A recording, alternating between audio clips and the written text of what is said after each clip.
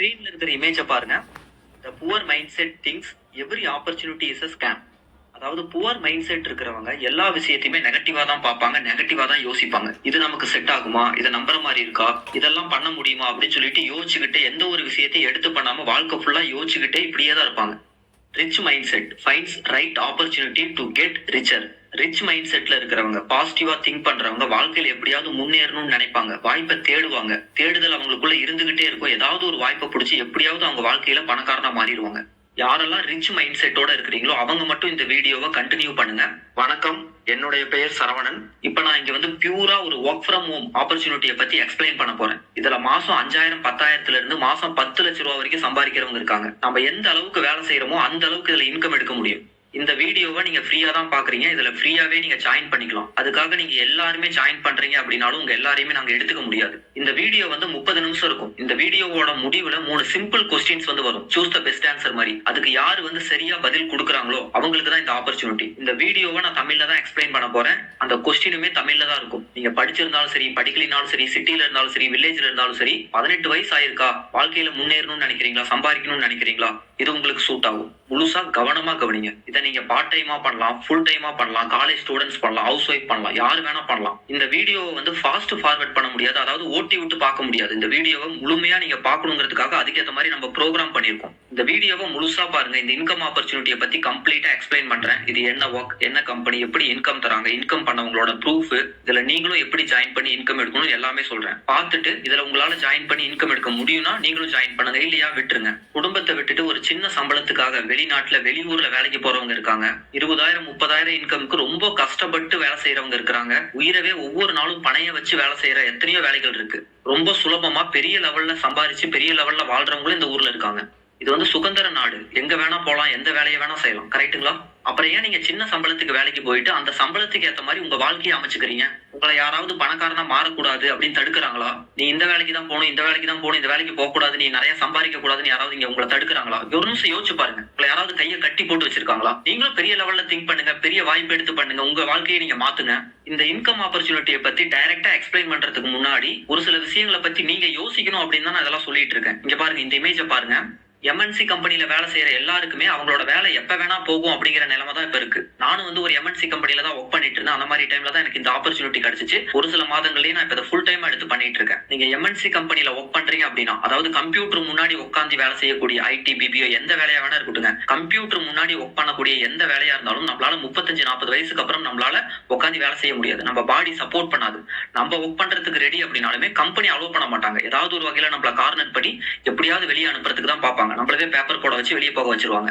அந்த மாதிரி சூழ்நிலை தான் இருந்தது. இப்ப வந்து லே ஆஃப் அப்படின்னு சொல்லிட்டு அவங்களே பல்கா வெளியே அனுப்ப ஆரம்பிச்சிட்டாங்க. அந்த மாதிரி இருக்கும்போது நீங்க வந்து ஒரு அடிஷனலா ஒரு இன்கம் ஆப்பர்ச்சுனிட்டி எடுத்து ஏன் பண்ணக்கூடாது, பண்ணணும்னு ஏன் யோசிக்க மாட்டேங்கிறீங்க?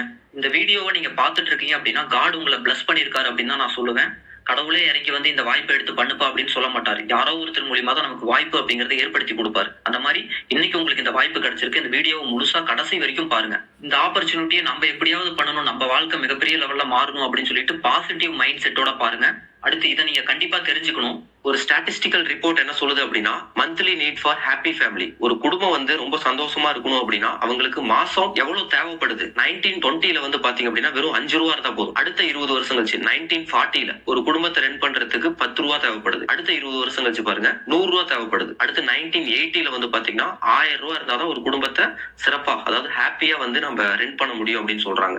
2000ஆம் வருஷத்துல வந்து பாத்தீங்கன்னா 10,000ஆவும் மாறுது. 10,000 ரூபா இருந்தாதான் ஒரு குடும்பத்தை ரன் பண்ண முடியுங்கிற மாதிரி அந்த காலகட்டத்துல இருக்கு. 2020க்கு அப்புறம் நமக்கு வந்து கிட்டத்தட்ட 1 லட்சம் ரூபா பெர் மந்த் தேவைப்படுது அப்படின்றாங்க. 1 லட்சம் ரூபா சம்பாதிக்கிறவங்க எத்தனை பேர் இருக்காங்களா இல்லையா? மந்த்லி 1 லட்சம் ரூபா சம்பாதிக்கிறவங்க எத்தனையோ பேர் நம்மள சுத்தி, நம்ம ரிலேஷன்லயோ இல்ல நம்ம ஃப்ரெண்ட்ஸ்லயோ எத்தனையோ பேர் இருக்காங்க. இல்லைங்க நான் 1 லேக் சம்பாதிக்கல, பட் இருந்தாலும் நான் ஹாப்பியா இருக்கேன் அப்படின்னு ஒரு சிலர் நினைப்பீங்க. உண்மையாலும் நீங்க ஹாப்பியா இருக்கீங்களா? ஒரு நிமிஷம் யோசிச்சு பாருங்க. நம்ம வருமானம் நமக்கு போதுமானதா இருக்கா? நம்ம நினைச்ச துணி வாங்க முடியுதா? நினைச்ச ஹோட்டல்ல போய் சாப்பிட முடியுதா? பொங்கல், தீபாவளி, பக்ரீத்துக்குலாம் வந்து நம்ம வந்து ஒரு செலவு பார்க்காம துணியெல்லாம் எடுத்து கொடுக்க முடியுதா? நம்ம உண்மையாலுமே ஹாப்பியா இருக்கோமா? யோசிச்சு பாருங்க. நம்ம சாக்ரிஃபைஸ் பண்ணிட்டு நம்ம வந்து இருக்கிறத வச்சு வாழ்ந்துட்டு இருக்கோம். இன்னும் ஒரு 20 வருஷம் கழிச்சு 2040ல வந்து பர் மந்த்துக்கு வந்து நமக்கு 10 லட்சம் ரூபா தேவைப்படும் அப்படின்னு சொல்றாங்க. இப்ப எப்படி 1 லட்சம் ரூபாய் எத்தனை பேர் சம்பாதிக்கிறாங்களோ அது மாதிரி அந்த காலகட்டத்துல எத்தனை பேர் மாசம் 10 லட்சம் ரூபாய் சம்பாதிப்பாங்க. அப்பவும் நம்ம வந்து ஒரு சின்ன இன்கம் எடுத்துக்கிட்டு நம்ம அப்படியே வாழ்க்கை போன போக்குல போயிட்டு இருக்கோம். அப்ப நம்ம இது மாறணும் அப்படின்னா நம்ம ஏதாவது ஒரு முயற்சி எடுக்கணும். வாழ்க்கை வந்து அதுவா மாறாது. யாராவது ஒருத்தர் வந்து மாத்திர மாட்டாங்க. வாழ்க்கை மாறணும்னா ஃபர்ஸ்ட் நம்ம மாறணும். நம்ம மாறினாதான் வாழ்க்கை வாழ்க்கை மாறும். இப்ப நம்ம எல்லாருக்குமே ஒரு வருமானம் வந்துட்டு இருக்கும். இப்போது வரக்கூடிய வருமானத்தை கொண்டு உங்கள் கனவுகளை பூர்த்தி செய்ய முடியுமா? ஒரு நிமிஷம் யோசிச்சு பாருங்களேன். உங்க எல்லாத்துக்குமே வந்து ஒரு இமேஜினேஷன் இருக்கும், ஒரு ட்ரீம் இருக்கும். நம்ம நல்ல வீடு வாங்கணும், நல்ல சொந்தமா வந்து வீடு கட்டணும், கார் வாங்கணும், நம்ம வந்து இப்படி வாழணும் அப்படி வாழணும்னு சொல்லி நமக்கு எல்லாத்துக்குமே வந்து ஒரு இமேஜினேஷன், ஒரு ட்ரீம் இருக்கும். அந்த மாதிரி ட்ரீம் பண்றதுல தப்பே கிடையாது.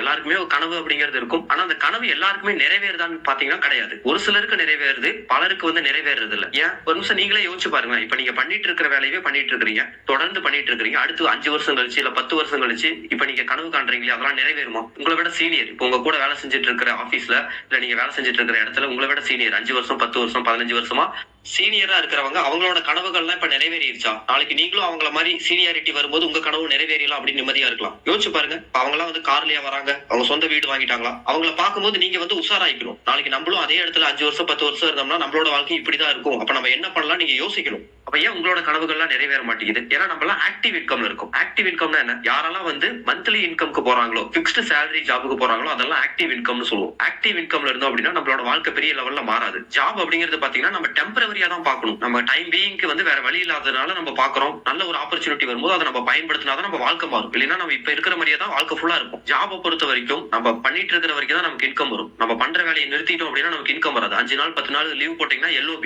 Loss of pay. இன்னும் நீங்க நல்லா புரிஞ்சுக்கிறதுக்கு ஒரு எக்ஸாம்பிளுக்கு சொல்றேன். ஆக்டிவ் இன்கம் அப்படிங்கிறது பாத்தீங்கன்னா நம்ம பண்ணிட்டு இருக்கிற வரைக்கும் தான் நமக்கு இன்கம் வரும். இப்ப நம்ம வந்து ஒரு ஸ்டார்ட் அப் கம்பெனி, புதுசா ஆரம்பிச்ச ஒரு கம்பெனில நம்ம வேலைக்கு போய் ஜாயின் பண்றோம். நம்ம சின்சியரா சீரியஸா ஒர்க் பண்ணி அந்த கம்பெனியை நம்ம வந்து பெரிய லெவல்ல உயர்த்துறோம். நம்ம தான் அந்த கம்பெனி பெரிய லெவல்ல வளர்றதுக்கு காரணமா இருக்கும். நமக்கு மந்த்லி இன்கம் தராங்க. ஒரு ஆக்சிடென்ட்ல வந்து நமக்கு வந்து கால்ல அடிபட்டுருது, நம்ம பெட்ல அட்மிட் ஆயிடுறோம். அதுக்கப்புறம் நம்மளால ஆபீஸ்க்கு போக முடியல. ஆனா மாசம் மாசம் இன்கம் தருவாங்களா? தரமாட்டாங்க. அவ்வளவுதான். கம்பெனி நல்லா வளர்ந்துருச்சு, அதுக்கப்புறம் உங்க வேலை செய்யறதுக்கு இன்னும் நிறைய பேர் கிடைப்பாங்க. ஆனா உங்களோட ஃபியூச்சர் அவ்வளவுதான். இப்ப என்ன பண்ணலாம்? அதே பிசினஸ் பண்றவங்களை யோசிச்சு பாருங்க. பிசினஸ் பண்றவங்க, பெரிய பெரிய பிசினஸ் பண்றவங்க பாத்தீங்கன்னா அவங்களுக்கு கீழ பல பேர் வேலை செய்வாங்க. அவங்க வந்து சும்மா இது பண்ணுங்க இப்படி பண்ணுங்க அப்படின்னு சொல்லி சின்ன சின்ன ஐடியா கொடுப்பாங்க, சஜஷன்ஸ் கொடுப்பாங்க. அதுக்கு கீழே பல பேர் வேலை செய்வாங்க. அவங்களுக்கு வந்து பெரிய லெவல்ல இன்கம் வந்துகிட்டே இருக்கும். அப்ப நம்ம எல்லாம் பிசினஸ் ஆரம்பிச்சிடலாமா? பிசினஸ் ஆரம்பிக்க முடியுமா? நம்ம என்ன பிசினஸ் பண்ண முடியும்? யோசிச்சு பாருங்க. நம்ம என்ன பிசினஸ்ல நமக்கு அனுபவம் இருக்கு? நம்ம ஏதாவது பிசினஸ் நம்ம ஃபேமிலில யாராவது பண்ணிருக்காங்களா? நம்ம இந்த பிசினஸ் பண்ணலாம் இந்த பிசினஸ் பண்ணலாம் ஏதாவது நமக்கு எக்ஸ்பீரியன்ஸ் இருக்கா? யோசிச்சு பாருங்க. கிடையாது. பிசினஸ் பண்ணணும், நிறைய முதலீடு வேணும், அங்க காம்படிஷன் இருக்கு, அங்க நமக்கு ஏகப்பட்ட சேலஞ்சஸ் இருக்கு. அதெல்லாம் எதுக்குப்பா ரிஸ்க் அப்படின்னு சொல்லி தான் நம்ம வேலைக்கு போயிட்டு இருக்கோம். ஆனா வேலைக்கு போயிட்டு இருந்தா வாழ்க்கை மாறாது. அப்ப வேலைக்கு போனா வாழ்க்கை மாறாதுன்னு தெரியுது. பிசினஸ் பண்றதுக்கு சேலஞ்சஸ் இருக்கு, இன்வெஸ்ட்மெண்ட் பண்ணணும், அதே மாதிரி அங்க எக்ஸ்பீரியன்ஸ் வேணும்னு தெரியுது. அப்ப என்னதான் பண்ணலாம்? அப்ப நான் ஒரு சொல்யூஷன் சொல்லட்டுமா? இதே சிச்சுவேஷன்ல தான் நானும் இருந்தேன். எனக்கு ஒரு ஆப்பர்ச்சுனிட்டி கிடைச்சிச்சு. உங்க எல்லாருக்குமே நான் இப்ப ஷேர் பண்றேன். இந்த பிசினஸ் ஆப்பர்ச்சுனிட்டி எப்படி அப்படின்னா, இது வந்து ஒரு பார்ட் டைமா நீங்க பண்ணலாம். பார்ட் டைம் அப்படின்னா என்னன்னா, நீங்க இப்ப பண்ணிட்டு இருக்கிற வேலையை பண்ணிக்கிட்டே டிஸ்டர்ப் பண்ண வேண்டாம். இப்ப ஒரு பிசினஸ் ஆரம்பிக்கணும்னா அதெல்லாம் விட்டுட்டு நீங்க வந்து ஒரு பெரிய ரிஸ்க் எடுக்கணும். இப்ப நமக்கு திடீர்னு வந்து ஒரு பிசினஸ் ஆரம்பிக்கிறோம் அப்படின்னா அந்த இன்கம் வந்து நமக்கு கட் ஆயிரும். இப்ப பண்ணிட்டு இருக்கிற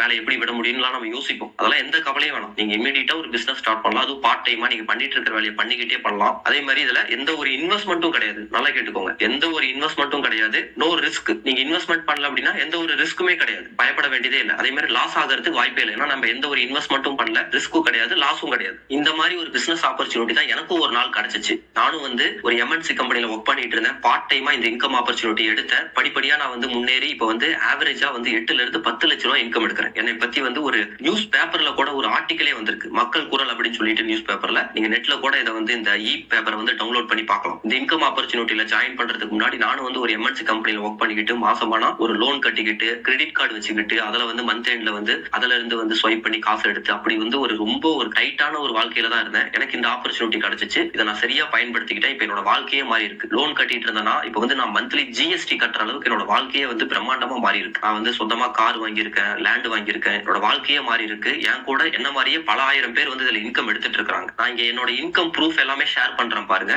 என்னோட இன்கம் ப்ரூஃப் மட்டும் இல்லைங்க, மைண்டோட பாசிட்டிவ் மைண்டோட நீங்க வந்து இந்த மீட்டிங்கை கடைசி வரைக்கும் முழுசா பாருங்க. இவரோட பேர் கிரீஷ். இவரோட மாசமான 3 லட்சம் ரூபாய் இன்கம் எடுத்துட்டு இருக்காங்க.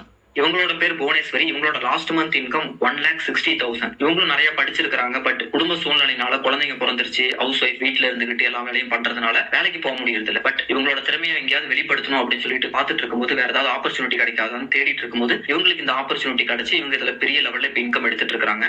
இவரோட நேம் பிரபாகரன். இவரோட லாஸ்ட் மந்த் இன்கம் 1,23,000. இவர் இந்த ஆப்பர்ச்சுனிட்டி எடுக்கிறதுக்கு முன்னாடி ஆம்பூர்ல ஒரு ஷூ கம்பெனில அந்த ஷூ மெக்கானிக்கா ஒர்க் பண்ணிட்டு இருந்தாரு. வரக்கூடிய வருமானம் பத்தல. அந்த மாதிரி ஒரு டைம்ல தான் இந்த ஆப்பர்ச்சுனிட்டியில ஜாயின் பண்ணி இதுல நல்ல இன்கம் எடுத்துட்டு இருக்காரு. அடுத்து இவங்களோட பேர் யுவராஜ் அண்ட் ஸ்ரீமதி. ஹஸ்பண்ட் ஒய்ஃப்ல பாருங்க. வில்லேஜ்ல வந்து விவசாயம் பண்ணிட்டு இருந்தவரோட வாழ்க்கை பெரிய லெவல்ல மாறி இருக்கு. ஆட்டோ ஓட்டிட்டு இருந்தவரோட வாழ்க்கை இந்த இன்கம் ஆப்பர்ச்சுனிட்டி மூலமா பெரிய லெவல்ல மாறி இருக்கு. அடுத்து பார்பர் ஷாப் வச்சிட்டு இருந்தவர் இந்த இன்கம் ஆப்பர்ச்சுனிட்டியில ஜாயின் பண்ணி அவரோட வாழ்க்கை மாறி இருக்கு. இந்த இமேஜை பாருங்க. 2020க்கு முன்னாடி முன்னாடி 2020க்கு முன்னாடி இந்தியாவோட ஃபியூச்சர் என்னன்னு பார்க்கும்போது ஐடி இண்டஸ்ட்ரின்னு சொன்னாங்க. ஏன்னா ஐடி இண்டஸ்ட்ரிலாம் பெருசா டெவலப் ஆகிறதுக்கு முன்னாடி ஐடி இண்டஸ்ட்ரி வரப்போகுதுன்னு சொன்னாங்க. அதே மாதிரி இப்ப வந்து பெரிய லெவல்ல டெவலப் ஆயிருக்கு. அதே மாதிரி இப்ப என்ன சொல்றாங்க அப்படின்னா, இப்ப அடுத்து நமக்கு வரக்கூடிய இண்டஸ்ட்ரி ஃபியூச்சர் இண்டஸ்ட்ரி 2025 பார்க்கும்போது டைரக்ட் செல்லிங் அப்படின்றாங்க. டைரக்ட் செல்லிங் அப்படிங்கிறது தான் இந்தியாவோட ஃபியூச்சர் அப்படின்னு சொல்றாங்க. பார்த்துட்டு இருக்கிற ஒரு சிலர் நினைப்பீங்க, டைரக்ட் செல்லிங்கா, நெட்வொர்க் மார்க்கெட்டிங்கா, இது வந்து நம்மளால பண்ண முடியுமா, இதெல்லாம் ஆள் சேர்த்துற வேலையாச்சு, இதெல்லாம் எல்லாருக்கும் சூட் ஆகுமா, நம்மளால சம்பாதிக்க முடியுமா நிறைய பேர் நினைப்பீங்க. இங்க பாத்துங்க, இன்கம் ப்ரூஃப்லாம் இதுக்கு முன்னாடியே நான் காமிச்சேன். எத்தனை பேர் இங்க சம்பாதிச்சிட்டு இருக்காங்கன்னு காமிச்சேன். உங்க எல்லாராலையும் சம்பாதிக்க முடியும். எல்லாமே நான் சொல்றேன், எப்படி பண்ணணும் என்ன பண்ணணும் நான் எல்லாமே சொல்றேன். ஜஸ்ட் இந்த மீட்டிங்கை கடைசி வரைக்கும் பாருங்க, பார்த்துட்டு முடிவெடுங்க. அதாவது இது ஆள் சேர்த்துற வேலையா, இதை நம்மளால எல்லாம் பண்ண முடியுமா அப்படின்னு நிறைய பேர் நினைக்கிறீங்க. ஜஸ்ட் நான் சொல்றதை கவனமா கவனிங்க. எங்கதான் ஆள் சேர்த்தாம இருக்காங்க, நம்ம எல்லாருமே போன் யூஸ் பண்றோம். நிறைய போன் கம்பெனிஸ் வந்து என் போனை வாங்குங்க போன் வாங்குறதுக்கு ஆளை சேர்த்துறாங்க. சிம் கார்டு நம்ம யூஸ் பண்றோம். 2G ல இருந்து 3G வந்துச்சு, 4G 5G வந்துச்சு. ஏன்னா அவங்களோட நெட்வொர்க் ப்ரொவைடர் வந்து அவங்க கஸ்டமர் வந்து ரீடைன் பண்ணிக்கிறதுக்கும் புது கஸ்டமர்ஸ் ஆட் பண்றதுக்கும் ஆளை சேர்த்துறதுக்கும் அவங்க சர்வீஸ் நிறைய கொடுக்குறாங்க. அதுக்கு நிறைய பேருக்கு சம்பளம் கொடுத்தாங்க, கடை ஓபன் பண்றாங்க, ரோட்ல வந்து ஸ்டால் போட்டு அவங்க ஒரு சிலருக்கு சம்பளம் கொடுத்து பெரிய பெரிய ஆட்கள் வந்து ஆளை சேர்த்துறாங்க. ஸ்கூல் எடுத்துக்கோங்க, என் ஸ்கூல்ல வந்து இந்த மாதிரி பிளே கிரவுண்ட் இருக்கு, இவ்வளவு சர்வீஸ் இருக்கு, நிறைய ஸ்டாஃப்ஸ் இருக்காங்க அப்படின்னு சொல்லிட்டு ஸ்கூல்ல வந்து ஸ்டூடெண்ட்ஸ் ஆள் சேர்த்துறாங்க. ஸ்கூல்ல வேலை செய்யக்கூடிய டீச்சர்ஸே வந்து ரோடோட வீடு அனுப்பிச்சு விட்டு ஸ்கூலுக்கு ஆள் சேர்த்துறாங்க. ஹாஸ்பிட்டல் எடுத்துக்கோங்க, நிறைய ஹாஸ்பிட்டல் வந்து அட்வர்டைஸ்மெண்ட் பண்றாங்க. என் ஹாஸ்பிட்டல்ல வந்து இவ்வளவு சர்வீஸ் இருக்கு, ஃபெசிலிட்டிஸ் இருக்கு, டெக்னாலஜிஸ் இருக்கு, நிறைய ஸ்பெஷலைஸ்ட் டாக்டர்ஸ் இருக்காங்க, எங்களோட ஹாஸ்பிட்டல் வாங்க அப்படின்னு சொல்லிட்டு பேஷண்ட்ஸ் வந்து ஆள் சேர்த்துறாங்க. ஒரு சினிமா தியேட்டர் எடுத்துக்கோங்க, அங்கேயும் ஆள் சேர்த்துறாங்க. டைரக்டர்ஸ் வந்து நல்ல படம் எடுக்கணும், அப்பதான் நிறைய ஆட்கள் சேருவாங்க சினிமா தியேட்டர்ல, நல்ல படம் ஓடும் அப்படின்னு சொல்லிட்டு ஆளை சேர்த்துறதுக்காக தான் அந்த படமே எடுக்கிறாங்க. ஒரு சூப்பர் மார்க்கெட், மளிகை கடை, துணி கடை, எந்த கடையை வேணா எடுத்துக்கோங்க, அங்க ஆளை சேர்த்தனாதான் அவங்களுக்கு வருமானம். இங்க பாருங்க, இந்த உலகத்துல வந்து 2 விதமான கான்செப்ட் தாங்க. ஒண்ணு வந்து ஆளை சேர்த்துறது, இன்னொன்னு வந்து ஆளா சேர்றது. ஆளா சேர்றவங்க கூட அங்க இருக்கக்கூடிய ஓனர்ஸ்க்காக ஆள் சேர்த்தி கொடுக்குறாங்க. அவங்க சம்பளத்தை வாங்கிக்கிட்டு வாழ்க்கை ஃபுல்லா அதே இடத்துலயே இருக்காங்க. ஆளை சேர்த்தக்கூடிய பெரிய பெரிய ஓனர்ஸ் தான் வந்து வாழ்க்கையில முன்னேறி அவங்களோட கனவுகளை அடையறாங்க. வேலைக்கு போறவங்க அவங்களோட ஓனர்ஸோட கனவுகளுக்காக வேலை செய்யறாங்க. இப்ப நீங்க முடிவு பண்ணுங்க, இப்ப உங்க கனவுக்காக நீங்க வேலை செய்ய போறீங்களா, இல்ல அடுத்தவங்களோட கனவுக்காக நீங்க வேலை செய்ய போறீங்களான்னு. இங்கேயும் ஆளை சேர்த்ததான் போறோம், இங்க நமக்காக நம்ம ஆளை சேர்த்த போறோம். அதுவும் நீங்களே கஷ்டப்பட போறது இல்லைங்க. இங்க டீம் சப்போர்ட், இந்த பிசினஸ்ல எப்படி இவங்க எல்லாம் சம்பாதிக்கிறாங்க, நம்மளும் எப்படி பண்ண போறோம் அப்படின்னு இந்த மீட்டிங்கை கடைசி வரைக்கும் பாத்தீங்கன்னா உங்களுக்கே ஒரு கான்பிடென்ட் வரும். இந்த பிசினஸ் ரொம்ப ஈஸியா என்னாலையும் பண்ண முடியும், நானும் சக்சஸ் பண்ண முடியும், நீங்களே புரிஞ்சுக்குவீங்க. கடைசி வரைக்கும் முழுசா பாருங்க. இந்த டைரக்ட் செல்லிங் அப்படிங்கிறது தாங்க இந்தியாவோட ஃபியூச்சரே. அதாவது நியூஸ் பேப்பர்லயே எம்ப்ளாய்மெண்ட் நியூஸ் அப்படிங்கிற ஒரு பெரிய காலம் ஃபுல்லாவே வந்து இந்த டைரக்ட் செல்லிங்கை பத்தி தான் போட்டிருக்காங்க. இதுதான் இந்தியாவோட ஃபியூச்சர், இங்கதான் நிறைய பேருக்கு வேலை வாய்ப்பு இருக்கு, இங்க வந்து நிறைய யங்ஸ்டர்ஸ் எல்லாம் இதை எடுத்து பண்ணணும்னு சொல்லிட்டு நியூஸ் பேப்பர்ல போட்டிருக்காங்க. பில்கேட் சொல்லியிருக்காரு, அதாவது என்னோட கெரியரை, என்னோட வாழ்க்கையை நான் திரும்ப ஃபர்ஸ்ட்ல இருந்து நான் ஸ்டார்ட் பண்ண வேண்டிய சிச்சுவேஷன் வருது அப்படின்னா நான் கண்டிப்பா நெட்வொர்க் மார்க்கெட்டிங் தான் நான் சூஸ் பண்ணுவேன் அப்படின்னு சொல்றாங்க. எத்தனையோ பெரிய பெரிய லெஜண்ட் எல்லாம் சொல்லியிருக்காங்க இந்த நெட்வொர்க் மார்க்கெட்டிங் டைரக்ட் செல்லிங் பத்தி. வெளியே வேற கண்ட்ரில எல்லாம் பாத்தீங்கன்னா இது வந்து நல்ல ஒரு பெரிய இண்டஸ்ட்ரி, ரொம்ப ரெகக்னைஸ் பண்ணிருக்காங்க, நிறைய பேர் இதுல சம்பாதிச்சிட்டு இருக்காங்க. ஏபிஜே அப்துல் கலாம் சார் கூட சொல்லியிருக்காரு, 21st செஞ்சுரியில வந்து டைரக்ட் செல்லிங் நெட்வொர்க் மார்க்கெட்டிங் வந்து மிகப்பெரிய லெவல்ல டெவலப் ஆக போகுது, யங்ஸ்டர்ஸ் எல்லாத்துக்குமே அங்க பெரிய ஃபியூச்சர் இருக்குன்னு அவரே சொல்லியிருக்காரு. டைரக்ட் செல்லிங் அப்படிங்கிறதுக்கு தமிழ்ல வந்து நேரடி விற்பனை துறைன்னு சொல்லுவாங்க. தமிழகத்தில் நேரடி விற்பனை சந்தை 2025க்குள்ள 8000 கோடியாக எகிரும்னு சொல்லியிருக்காங்க. நேரடி விற்பனை துறையின் வளர்ச்சி 3 மடங்கா அதிகரிக்கும்னு இன்னொரு நியூஸ்ல ஆர்டிகல் போட்டிருக்காங்க. டைரக்ட் செல்லிங் அப்படிங்கிறது இப்ப பெரிய லெவல்ல பூம் ஆயிட்டு இருக்குங்க. நம்ம சரியா பண்ணோம் அப்படின்னா நம்ம அதுல சம்பாதிக்க முடியும். அதாவது இந்த டைரக்ட் செல்லிங் அப்படிங்கிறது ஒவ்வொருத்தரும் ஒவ்வொரு மாதிரி புரிஞ்சு வச்சிருக்காங்க. நான் இங்க என்ன சொல்றேன், இதை நாங்க எப்படி பண்றோம், நாங்க எப்படி சம்பாதிக்கிறோங்கிறத முழுசா கவனிச்சு பார்த்துட்டு அதுக்கப்புறம் முடிவெடுங்க.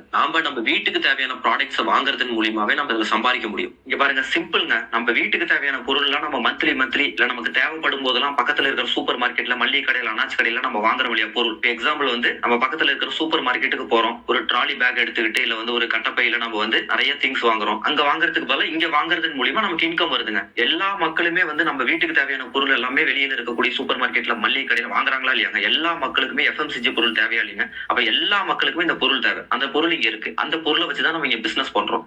நம்ம வீட்டுக்கு தேவையான பொருளை மட்டும் தான் வாங்குறோம். Soap, shampoo, paste, brush, tea தூள், காஃபி தூள், ஃப்ளோர் கிளீன் பண்றது, பாத்ரூம் கிளீன் பண்றது, துணி துவைக்கிறது, பாத்திரம் வளர்க்கறது, lipstick, nail polish, cosmetic items, agri products, health சப்ளிமெண்ட்னு கிட்டத்தட்ட 300-350க்கும் மேற்பட்ட ப்ராடக்ட்ஸ் இருக்குங்க. எக்ஸப்ட் வந்து அரிசி, பருப்பு, காய்கறி, சாம்பார் தூள், மல்லித்தூள், அங்க வாங்கக்கூடிய பொருளை நம்ம இங்க வாங்க போறோம். இதுல நம்ம எப்படி சம்பாதிக்கிறதுன்னு எல்லாமே சொல்றேன். இது வந்து எல்லா மக்களுக்கும் தேவையான பொருள் தான். அப்ப இதுல நம்ம எல்லாருமே ஈஸியா நம்ம வந்து ஜாயின் பண்ண முடியும். எல்லாருமே உள்ள வருவாங்க, எல்லாராலையும் அதனாலதான் இங்க இத்தனை பேர் நாங்க சம்பாதிக்கிறோம். ஜஸ்ட் பொறுமையா கவனிங்க. நம்ம வீட்டுக்கு தேவையான பொருட்களை வாங்குறதன் மூலியமா நமக்கு எப்படி இன்கம் வருது அப்படிங்கறத நான் சொல்றேன் பாருங்க. அதுக்கு முன்னாடி இப்ப நம்ம எப்படி நம்ம பொருளை வாங்கிட்டு இருக்கோம்? வழக்கமாக நம்ம வீட்டுக்கு தேவையான பொருட்களை எப்படி வாங்குகிறோம்? அதை கொஞ்சம் யோசிச்சு பாருங்க. மேனுஃபேக்சர்ட் இருந்து கன்சியூமரான நமக்கு எப்படி வருது? நிறைய கைமாறி வருது. இவங்க எல்லாருக்கும் அதுல வந்து ப்ராஃபிட் இருக்குமா இருக்காதான்? அதே மாதிரி அட்வர்டைஸ்மெண்ட், பெரிய பெரிய செலிபிரிட்டிஸ் எல்லாம் விளம்பரத்துல வருவாங்க. சோப்பு, ஷாம்பு, பேஸ்ட்டுக்கலாம். அதை நம்ம விளம்பரத்துல பார்த்துட்டு அந்த பொருளை போய் நம்ம கடையில வாங்குறோம். அப்ப அவங்களும் அதுல இன்வால்வ் ஆயிருக்காங்க. அப்ப இத்தனை பேருக்கும் காசு போகும். எக்ஸாம்பிள் வந்து 10 ரூபா ஸ்பெண்ட் பண்ணி ஒரு பொருள் வாங்குறோம் அப்படின்னா அதோட உற்பத்தி விலை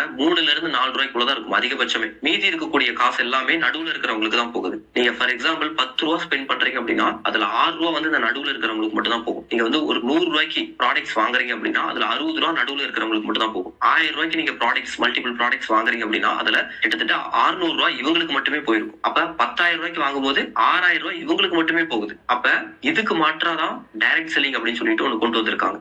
இது வந்து அமெரிக்கால 80 வருஷத்துக்கு முன்னாடியே கொண்டு வந்திருக்காங்க. அமெரிக்கா, சிங்கப்பூர், சைனா, ஜப்பான் அந்த மாதிரி பல வல்லரசு கண்ட்ரில இது வந்து பெரிய லெவல்ல ரெகக்னைஸ் பண்ணி நிறைய பேர் இதுல சம்பாதிச்சிட்டு இருக்காங்க. இப்ப இதை இந்தியாலயும் ரெகுலரைஸ் பண்ணிருக்காங்க. இந்தியாலயும் இதை அப்ரூவ் பண்ணிருக்காங்க. இந்த டைரக்ட் செல்லிங் மூலியமா நம்ம இந்த ப்ராடக்ட்ஸ் எல்லாம் வாங்கும்போது நடுவுல எந்த ஒரு கையும் மாறி வராது. முக்கியமா வந்து அட்வர்டைஸ்மெண்ட் அப்படிங்கறதே இருக்காது. இப்ப ஃபார் எக்ஸாம்பிள் இந்த இமேஜ் பாருங்க. விராட் கோலி இருக்காரு அப்படின்னா அவரோட லாஸ்ட் இயர் மொத்த இன்கம் மட்டும் 191 கோடி. அதுல வெறும் 15 கோடி தான் கிரிக்கெட் மூலியமா சம்பாதிச்சது. மீதி இருக்கிறது எல்லாமே விளம்பரத்தின் மூலியமா மட்டுமே சம்பாதிச்சிருக்காரு. எத்தனை விளம்பரத்துல வராரு பாக்குறீங்களா? இவரே இத்தனை கோடி சம்பாதிக்கிறா. இவர் இல்லாம இன்னும் எத்தனை செலிபிரிட்டிஸ், எத்தனை ஆக்டர்ஸ், ஸ்போர்ட்ஸ் பர்சன் எல்லாம் வந்து விளம்பரத்துல வராங்க பாக்குறோம்ல. அப்ப எத்தனை கோடி அவங்களுக்கு எல்லாம் போகுது. அதெல்லாம் யாரோட காசு? நம்மளோட காசு தான். நம்மள்ட்ட இருந்து அவங்களுக்கு போகுது. கட்டுக்கலாம். அப்ப இந்த காசு எல்லாமே இங்க கட் ஆகுது. அவங்களுக்கு போற காசு நமக்கே பிரிச்சு தராங்க. இந்த கான்செப்ட வந்து கொண்டு வந்து இதை ரொம்ப சக்சஸ்ஃபுல்லா இப்ப போயிட்டு இருக்கு. இதை வந்து நம்ம கவர்மெண்ட் வந்து ரெகக்னைஸ் பண்ணிருக்காங்க. நம்ம கவர்மெண்ட் வந்து இதை பத்தி பேசியிருக்காங்க. சென்ட்ரல் மினிஸ்டர் அனுராக் சிங் தாகூர் வந்து இதை பத்தி எக்ஸ்பிளைன் பண்ணிருக்காரு. அதாவது நம்ம இப்ப சூப்பர் மார்க்கெட்ல, மல்லிகை கடையில, அனாச்சி கடையில இந்த மாதிரி FMCG சோப்பு சாம்பிளா வாங்கும்போது சரியா கவர்மெண்ட்டுக்கு வந்து டாக்ஸ் வராது. ஜிஎஸ்டி பில் கொடுத்து எல்லாமே நம்ம இன்க்ளூடிங் ஜிஎஸ்டியோட தான் நம்ம பே பண்றோம். 10 ரூபா 50 ரூபா சோப்பு வாங்குறோம் அப்படின்னா இன்க்ளூடிங் ஜிஎஸ்டியோட தான் பே பண்றோம். சின்ன சின்ன மல்லிகை கடையில இருந்து சூப்பர் மார்க்கெட்ல இருந்து. ஆனா ஜிஎஸ்டி பில் தராங்களா? கிடையாது. கவர்மெண்ட்டுக்கு அது முழுசா டாக்ஸ் போகுதான்னு கேட்டா கிடையாது. ஆனா டைரக்ட் செல்லிங்ல வாங்கும்போது கண்டிப்பா ஜிஎஸ்டி பில் தான் தராங்க. அது 100% பக்காவா டாக்ஸ் அப்படிங்கிறது கவர்மெண்ட்டுக்கு போகுது. கவர்மெண்ட்டுக்கு ரெவன்யூ அதிகமாகுது. அப்ப இந்த இண்டஸ்ட்ரியில இருந்து நிறைய ரெவன்யூ வந்துட்டு இருக்கு. இந்த இண்டஸ்ட்ரியில நல்ல ஃபியூச்சர் இருக்குன்னு சொல்லிட்டு சென்ட்ரல் மினிஸ்டரே இதை பத்தி பேசியிருக்காரு. இங்க பாருங்க, இந்த மாதிரி டைரக்ட் செல்லிங்ல நம்ம ப்ராடக்ட்ஸ் வாங்குறதன் மூலியமா ப்ராடக்ட் வந்து குவாலிட்டியா இருக்கும். மக்களுக்காக தான் இவங்க வந்து உற்பத்தியே பண்றாங்கன்னா இது வந்து ரெஃபரல் தான். அப்ப இது வந்து டிவில விளம்பரம் பண்றது இல்ல. டிவில விளம்பரம் பண்றாங்கன்னா திரும்ப திரும்ப விளம்பரம் பண்ணிட்டே இருப்பாங்க. பொருள் பிடிக்கலன்னு நினைக்கிறவங்க விட்டுருவாங்க. புது ஆட்கள் வாங்கிக்கிட்டே இருப்பாங்க விளம்பரத்தை பார்த்துட்டு. ஆனா இங்க வந்து விளம்பரம் கிடையாது. அப்ப மக்கள் நல்லா இருக்குன்னு ஃபீல் பண்ணாதான் அடுத்தடுத்து ஸ்ப்ரெட் ஆகும். இப்ப நல்லா இருக்கிறதுனாலதான் நான் பேசிட்டு இருக்கேன். அப்ப இது மக்களுக்கான பொருள். அதே மாதிரி இதுல டூப்ளிகேட்ஸ் வரதுக்கு வாய்ப்பே கிடையாது. கை மாறவே இல்லை. டைரக்டா மேனுஃபேக்சர் இருந்து கன்சியூமருக்கு வரதுனால இங்க யார் கையுமே மாறாதனால நமக்கு ஜெனியூனா கரெக்டா ஒரிஜினல் ப்ராடக்ட்ஸ் அப்படிங்கிறது நமக்கு இங்க கிடைக்குது. அதே மாதிரி வேல்யூ ஃபார் மணி, நம்ம கொடுக்கற காசுக்கு ஏற்ற மாதிரி குவாலிட்டியான பொருள் நமக்கு கிடைக்குது. இங்க அட்வர்டைஸ்மெண்டே கிடையாது. அட்வர்டைஸ்மெண்ட் அந்த மாதிரி காசு எல்லாமே நமக்குள்ளேயே பிரிச்சு தராங்க. அதுதான் நமக்கு இன்கமா தராங்க. இந்த டைரக்ட் செல்லிங்ல பாத்தீங்க அப்படின்னா பாசிவ் அண்ட் ராயல்டி இன்கம் இருக்கு. பாசிவ் இன்கம் அப்படின்னா நம்ம ஒரு டைம் உழைப்ப போடுறோம்னா திரும்ப நமக்கு அதுல இருந்து இன்கம் வந்துகிட்டே இருக்கிறதா பாசிவ் இன்கம். அந்த ஒரு இன்கம் ஆப்பர்ச்சுனிட்டி தான் இந்த டைரக்ட் செல்லிங். இப்ப இந்த மீட்டிங்கை பார்த்துட்டு இருக்கிற ஒரு சிலர் யோசிப்பீங்க, நான் ஒரு சில கம்பெனி எல்லாம் பண்ணிருக்கேன், பாத்துருக்கேன். எங்க ஊர்ல ஒரு சில கம்பெனி எல்லாம் வந்து பேரை கெடுத்து விட்டு போயிட்டாங்க. நீங்க எந்த கம்பெனியை பத்தி பேசிட்டு இருக்கீங்க அப்படின்னு யோசிச்சுட்டு இருப்பீங்க. ஏதாவது இந்த இண்டஸ்ட்ரியிலேயே நம்பர் 1 கம்பெனி, நியாயமான கம்பெனி ஒன்று இருக்குமா இருக்காதா? அந்த மாதிரி ஒரு கம்பெனி தான் நம்ம